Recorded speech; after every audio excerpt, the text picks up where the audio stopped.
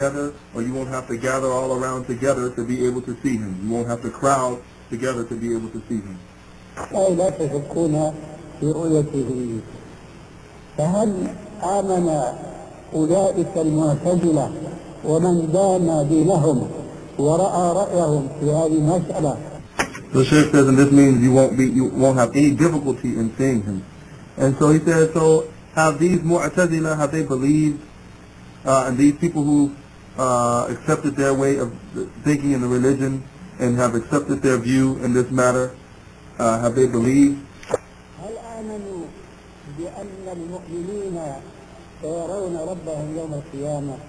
The Shaykh says, do they believe that the believers will see their Lord on the Day of Judgment? Do the Mu'tazila believe this?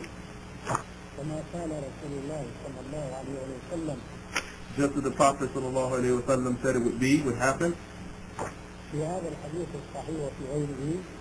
In this authentic hadith and other hadiths besides it. الجواب لا. And the Shaykh says the answer is no. الجواب إنهم ينكرون هذه النعمة. And he says the answer is verily they reject his favor, this bounty of Allah. بل ويضللون من يؤمن بها. So the Shaykh says, but to the contrary, they declare those who believe in this bounty to be astray.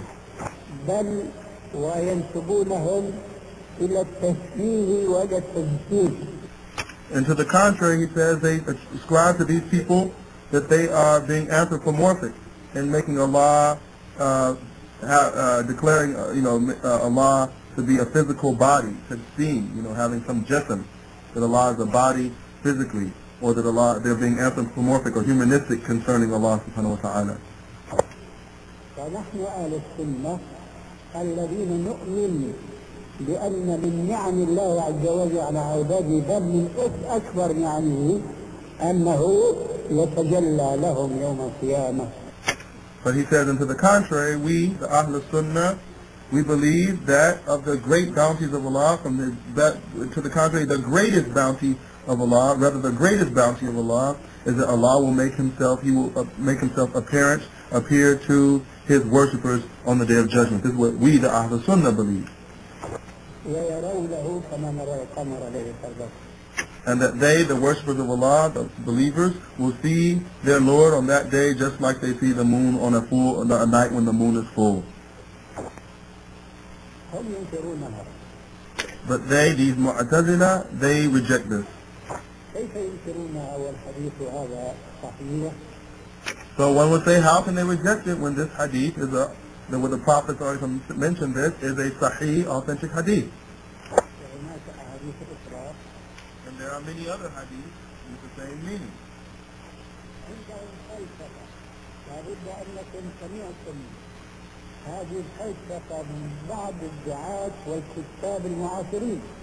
He says they have philosophy with them. And he says, I'm sure that you all have heard some of this philosophical talk from their propagators and their writers who are today, who have writings today, in the modern writings of today, this Islamic, so-called quote-unquote Islamic philosophy. ولذلك أنا أتعرض لذكر بعض الجزئيات المتعلقة بالعقيدة والمتعلقة سلبا أو إيجابا حسب ما سأفصل بهذه العقيدة التي ندعو إليها الكتاب والسنة وعلى منهج السلف الصالح. So the Shaykh says, so due to this, I'm going to present a mentioning of some of these matters related to the beliefs and that are related more to this aqidah that we call to the kitab and the sunnah, and upon the manhaj, the methodology of our pious predecessors, as-Salaf al-Salih.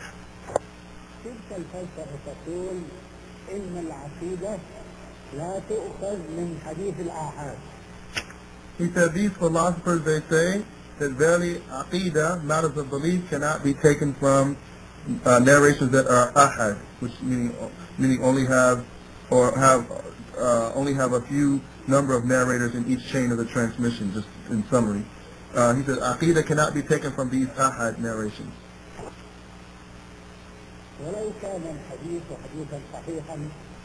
Even though the hadith may be a hadith that is sahih, it's called ahad if there are not many narrators who narrated that hadith in in its route of transmission. Even though that hadith may still be sahih and authentic, they said we can't take aqidah, we don't take our beliefs from these types of hadiths. بل ولو كان مستفيدا أو مشهورا وإنما يشترط عندهم أن يكون متواترا. He says even if the hadith is anything less than that, even if it's an elaborate hadith, elaborate and is in detail, if it's anything according to these Mu'tazila, if it's anything less than the status of mutawatir, they say this hadith is not acceptable, and it's a blameworthy, or it's a hadith it's a faulty hadith that's not acceptable enough for us to apply our beliefs with that hadith because it's less than mutawatir, meaning having numerous amount of people who narrated it in each level of its chain of narration.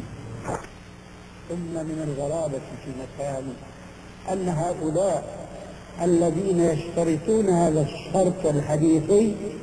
But then the Shaykh says the strange thing about this is that these people who put this condition, this condition that's a condition in the science of hadith, they place this rigid condition. He said these people الذي أوضحه علماء الحديث هم أبعد الناس عن العلم بالحديث. He said these people are the ones who the scholars of hadith have said about them that they're the furthest away from the knowledge of hadith. They don't even have people amongst them who are muhaddithun, who are scholars of hadith.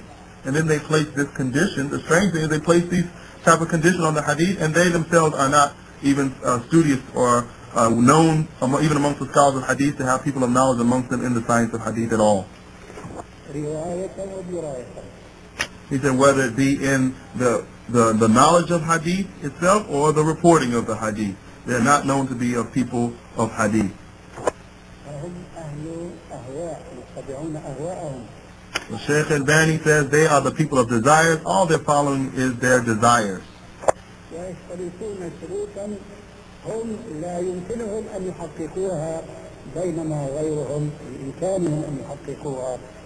He says, so then after that they go placing conditions on the hadith that they themselves, they're not even able to verify these conditions in the hadith because there's not anyone amongst them who has the ability to verify these or check for these particular conditions. They don't even have that ability. So how can they place those type of conditions? لأنهم أولا أهل الرواية وهم أهل الحديث وهم أهل السنة. So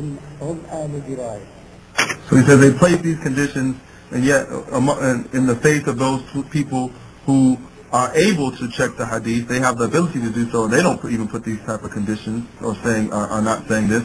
And they are the people of hadith, they are the people of the narrations, they are the people of the sunnah, they are the people of knowledge in this area of hadith. Even they don't put these type of conditions.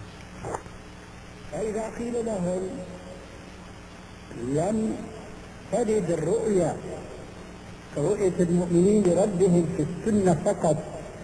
And he says if you say to them that this vision, this seeing, that is the seeing of the believers seeing Allah on the Day of Judgment, this has not only been just narrated in the Sunnah, only in the Hadith. حتى تشككوا فيها بفلسفة حديث الآحاد.